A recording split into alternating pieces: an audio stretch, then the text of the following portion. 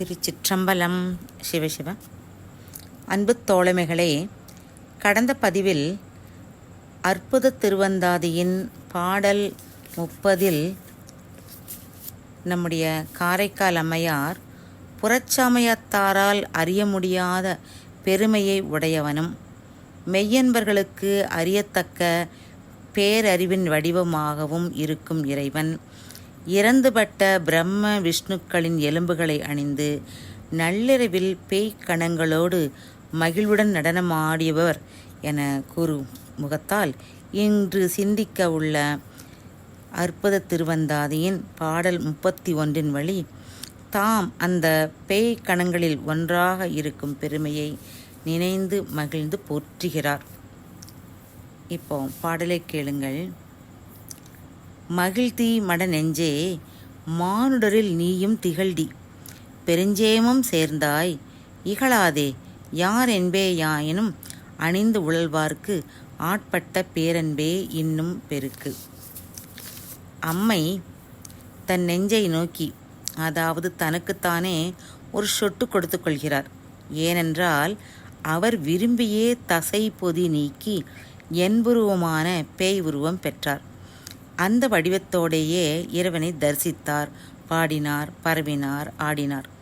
தம் மூத்த திருப்பதிகங்களிலும் தம்மை செடுதலை காரைக்கால் பேய் செப்பிய பத்தும் வல்லார் என்றும், காடு மலிந்த கனல்வாய் எயிற்று காரைக்கால் பேய் தன் பாடல் பத்தும் என்றவாறு தம் பேய் வடிவத்தை பெருமையாக சொல்லுவார். இந்த மனம் என்று சொல்கிறோமே, அது எல்லா உயிரினங்களுக்கும் உண்டு. அப்பர் பெருமான் பாடுவாரே, புழுவாய் பிறக்கினும் புண்ணியானின் அடி என் மனத்தை வலுவாதிருக்க வரம்தா என்று. ஆக புழுவுக்கும் எண்ணங்களை தோற்றுவிக்கும் மனம் எனும் ஒன்று உண்டு. ஆனால் எல்லோரிடத்தும் இந்த மனம் ஒரே மாதிரி செயல்படுகிறதா என்றால் இல்லை. மனப்பக்குவத்துக்கு ஏற்பவே உயிர் சிறைப்படுகின்றன. மன வளர்ச்சியை முழுமையாக பெற்றவன் மனிதன் மட்டுமே. விஞ்ஞான ஆராய்ச்சியாளரும் பரிணாம முறையிலே மனிதனே மூளைச்சக்தியை அதிகமாக பெற்றுள்ளான் என்று சொல்கின்றன. சில சமயம் தேவர்களை விட மனிதன் வல்லவனாக உள்ளான். புராண இதிகாசங்களில் தேவர்களுக்கு தசரத சக்கரவர்த்தி, முசுகுந்த சக்கரவர்த்தி ஆகியோர் உதவி செய்ததாக படிக்கிறோம் தானே. தேவர்கள் தம் நலனை எண்ணியே இறைவனிடம் பேசுவார்கள். மணிவாசகர் சொல்வது போல, வாழ்த்துவதும் வானவர்கள் தாம் வாழ்வான், மனம் நின்பால் தாழ்த்துவதும் தாமுயர்ந்து தம்மையெல்லாம் தொழ வேண்டியே. இப்படி தேவர்கள் தம் நலனை வேண்டியே இறைவனிடம் அன்பு செலுத்துபவர்கள். ஆனால் பக்தி செய்யும் திறத்தில் மனித பிறப்பே சிறந்தது. இப்படி மனித பிறவி கிடைத்ததை பெரிய வாய்ப்பு என்கிறார் நம்முடைய அப்பர் பெருமான். வாய்த்தது நம் தமக்கு ஈதோர் பிறவி மதித்திடுமின். எதையும் இறைவனிடம் எதிர்பாராமல் அன்பாலேயே அவனை பரவுவர் பக்தர்கள். பெரிய புராணம் சொல்லுமே, கூடும் அன்பினில் கும்பிடலேயன்றி வீடும் வேண்டாம் விரலின் விளங்கினார் என்று. ஆம் அன்பர்களே, இறைவனிடம் உண்மை அன்பு உடையவர்கள் மோட்சத்தை கொடு விரும்ப மாட்டார்களாம். நம்முடைய தாய்மான சுவாமிகளும் சொல்லுவார், எண்ணறிய பிறவிதனில் மானிட பிறவிதான் அரிதருது காண், இப்பிறவி தப்பினால் எப்பிறவி வாய்க்குமோ யாது வருமோ என அஞ்சுகிறாராம். இந்த அரிய மானிடராய் பிறந்தவர்தாம் காரைக்கால் அம்மையார். அவர் இறைவனிடம் வைத்த அன்புக்கு தடையாக தன் பெண் வடிவம் இருக்கக்கூடாதென்றே அதை உதறி தள்ளி என்பு உருவத்தை பெற்றார். அவர் மனத்தடையை விலக்கிவிட்ட பெருமையில் இருக்கிறது அவருடைய மனம். ஆண்டவரிடம் வைத்த அன்பு மேன்மேலும் பெருகி வருகிறது. மனித வடிவம் போயிற்றே என அவலமுறாமல் அது போனதால் தான் அது மகிழ்ச்சியாக இருக்கிறதாம். இந்த நிலையில் இன்று காரைக்கால் அம்மையார் தம் நெஞ்சை பார்த்து சொல்கிறார், முன்பெல்லாம் தெளிவு பெறாமல் அறியாமை காரணமாக என்ன ஆகுமோ என அஞ்சினாயே, பேய் வடிவம் பெற்றால் நன்மை உண்டாகுமோ என ஐயப்பட்டாயே, இப்போது எப்படி இருக்கிறோம் பார், யாராலும் நமக்கு அச்சமில்லை. தேவர்களுக்கு கூட இந்த மகிழ்ச்சி கிடைக்காது. நீ எப்படி மகிழ்ச்சியாக இருக்கிறாய் என எண்ணிப்பார் என்று தன் மனதை பார்த்து சொல்கிறாராம். அதனால்தான் பாடலிலே முதல் வரியாய் சொல்கிறார், மடநெஞ்சே மகிழ்தி என்று. மனித வடிவுடன் இருக்கும் அடியார்கள் இறைவனை தொழுது இன்புறுகிறார்கள். அதனால் பெருமையும் விளக்கமும் பெறுகிறார்கள். இறைவனும் அடியார்களை இனம் கண்டு கொள்கிறார். இப்போ காரைக்கால் அம்மையார் கேட்கிறார், பேய்க்கணமாக இருக்கிறோமே, நமக்கு மட்டும் என்ன குறையாம்? மனிதர்களுக்கு உள்ள இன்ப நிலை நமக்கும் தான் உள்ளது. அதில் வேறுபாடு இல்லையே. அவர்களைப் போலவே மனமே நீயும் திகழ்கிறாய், மானிடரில் நீயும் திகழ்டி என்று தம் பாடலிலே இதைத்தான் சொல்கிறார். பொதுவாக நாம் எப்போ ரொம்ப ஹாப்பியாக இருப்போம் நினச்சி பாருங்கள். எப்போ நிம்மதியாக இருப்போம், எப்போது பெருமிதமாக இருப்போம் என்றால் நமக்கு நல்ல ஒரு பத்திரமான பாதுகாப்பான சூழ்நிலை, பாதுகாப்பான இடத்தில் இருக்கிறோம் என்று தெரிந்து கொள்வதால் தானே. அவை பாட்டியும் ஆத்திச்சொடியில் சொல்வார், சேரிடம் மருந்து சேர் என்று. அப்படி நல்லோர்களுடன் சேர்ந்தவர்கள் நன்மை அடைவது உலகறிந்த உண்மை. காரைக்கால் அம்மை தன் மனதை நோக்கி மேலும் சொல்கிறார், நீ சாமானியமான பாதுகாப்பை பெறவில்லை. எந்த இடத்தை அடைந்தால் எவ்வித இன்னலும் அணுகாதோ அந்த இடத்தை சேர்ந்திருக்கிறாய்.